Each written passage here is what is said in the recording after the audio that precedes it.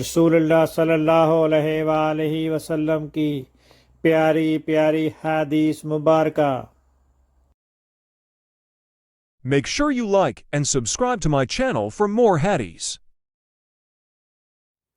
حضرت ابو ہریرہ رضی اللہ عنہ بیان کرتے ہیں، رسول اللہ صلی اللہ علیہ وآلہ وسلم نے فرمایا، جس شخص نے کسی مومن سے دنیا کی کوئی تکلیف دور کی تو اللہ اس سے قیامت کے دن کوئی تکلیف دور فرما دے گا۔ جس شخص نے کسی تنگ دست پر آسانی کی تو اللہ اس پر دنیا و آخرت میں آسانی فرمائے گا۔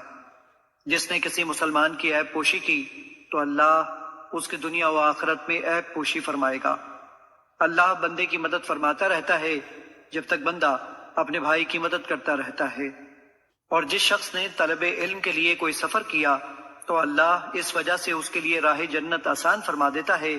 اور جب کچھ لوگ اللہ کے سوا کسی گھر میں اکٹھے ہو کر اللہ کی کتاب کی تلاوت کرتے ہیں اور آپس میں پڑھتے پڑھاتے ہیں تو ان پر سکینت نازل ہوتی ہے، رحمت انہیں ڈھانپ لیتی ہے، فرشتے انہیں گھیر لیتے ہیں، اور اللہ اپنے پاس فرشتوں میں ان کا تذکرہ فرماتا ہے۔ اور جس کے عمل نے اسے پیچھے کر دیا تو اس کا نسب اسے آگے نہیں بڑھا سکے گا۔ مشکات المصابیح حدیث نمبر 204۔ اللہ تعالیٰ اس کے چہرے کو روشن کرے جو حدیث مبارکہ سن کر آگے پہنچائے۔